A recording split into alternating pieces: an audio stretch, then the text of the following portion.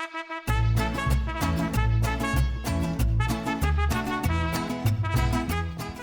scientists, I'm Professor Science. And I'm Dr. Science. And we're the Science Bros.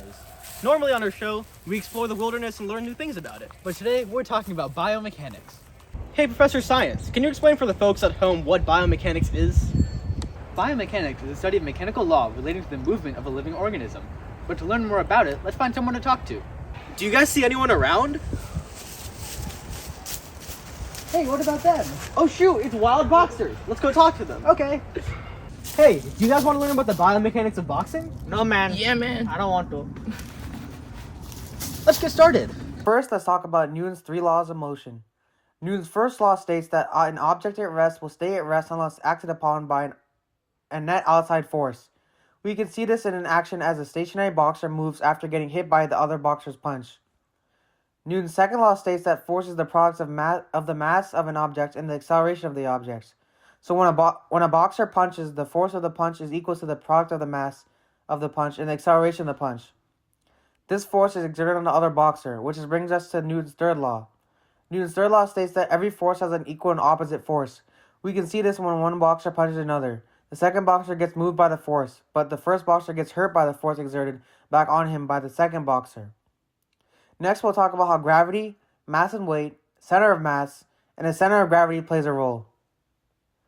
Gravity is the force that pulls us towards Earth, and we can easily see this as one boxer starts to lose their balance and lean over because of the force of gravity on their body.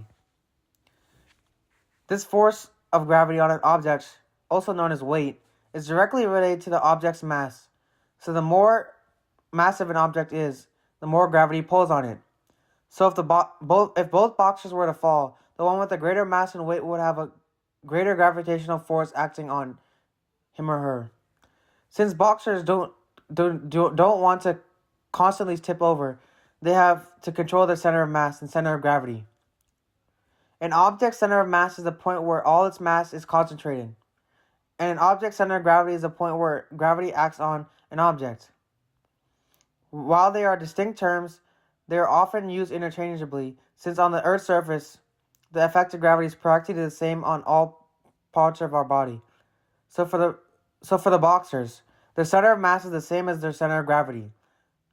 And to balance themselves and control their centers of mass and gravity, they bounce back and forth. Man, this biomechanics stuff sure is getting complicated, isn't it? Yeah, I wonder who we can call to help us.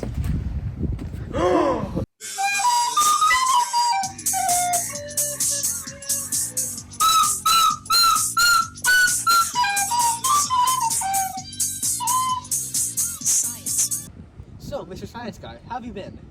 I haven't been doing. Okay, that's cool and all, but can you tell us more about the biomechanics between these two boxers? Okay, yeah, sure. As you can see, the difference in the start point and the end point in the punch is called the linear distance.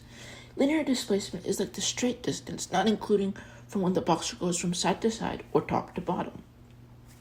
Next on to linear velocity. This is the change in displacement divided by the time for the change to take place. And this is also a vector quantity since it has size and direction, and it's kind of like the speed of the punch. And our final term in this category is called linear acceleration. This is like the change in linear velocity. Kind of like the boxer starting off by rapidly moving his hand and then just slowing down. Now let's talk about linear momentum. An object's linear momentum is equal to its mass times its velocity. The boxer with the larger mass or weight has a higher momentum since they are hitting at the same speed. And because of the conservation of linear momentum, the total momentum in the system stays the same. So as this person punches the other one, the momentum is transferred to the other person and they fall to the ground. And since this person increased their velocity from before the punch, that's called linear impulse. Next, let's talk about torque, because it's a cool word. The boxer's upper body muscles are providing the torque for their punches. But let's not forget about the levers. As you can see, when the boxer is dodging the punch by leaning his head back, that's a first-class lever. This is because the fulcrum is in between the load, which are the head bones, and the applied force, which are the neck muscles. Next, as the boxers are standing on their toes, they are using second-class levers. This is because the load, which are the leg bones, is between the applied force, which is the back of the foot, and the fulcrum. Lastly, the boxers are using third-class levers as they are defending. This is because the applied force, which is the part of the arm between the elbow and hand, is between the fulcrum, which is the elbow, and the load, which is the hand.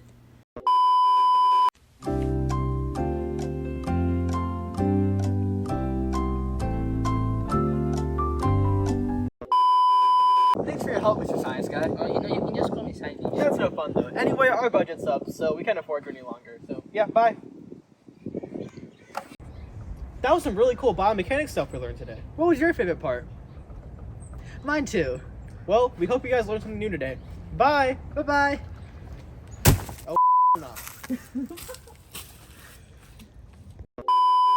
Yo, I told y'all not to film us while we're boxing. Right, baby.